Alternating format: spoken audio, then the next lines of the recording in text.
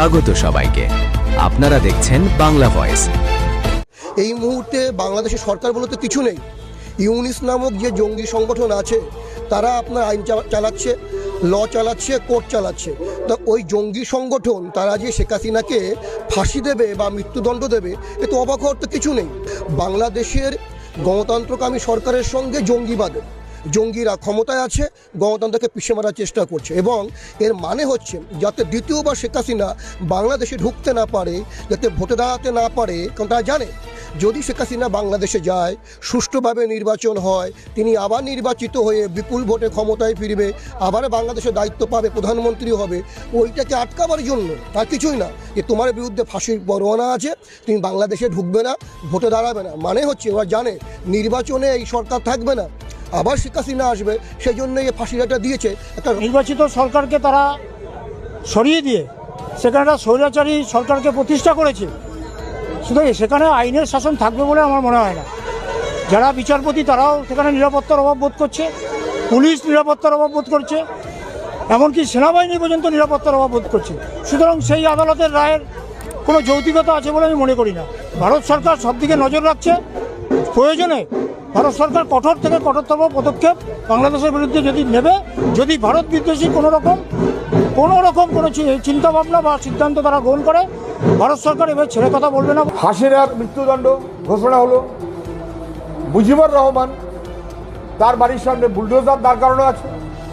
একদম মৌলবাদী মনোভাব বলতে যাবো যে এসব তার প্রতিফলন। শেখ হাসিনা তো এখন দেশে নাই, শেখ হাসিনা তো এখন দিল্লিতে অবস্থান করছে। একটা লোককে শুনতে হবে, তো কোনো লয়ার নাই, কিছু নাই, তো ওনাকে না শুনে রায় দিয়ে দিল। যে তার নাকি মৃত্যুদণ্ড দিয়েছে, কে দিয়েছে? বাংলাদেশ সরকার দিয়েছে। এই মুহূর্তে বাংলাদেশের সরকার বলতে কিছু নেই। ইউনিস নামক যে জঙ্গি সংগঠন আছে তারা আপনার আইন চালাচ্ছে, ল চালাচ্ছে, কোর্ট চালাচ্ছে। তা ওই জঙ্গি সংগঠন তারা যে শেখ হাসিনাকে ফাঁসি দেবে বা মৃত্যুদণ্ড দেবে এ তো অবাক হওয়ার তো কিছু নেই।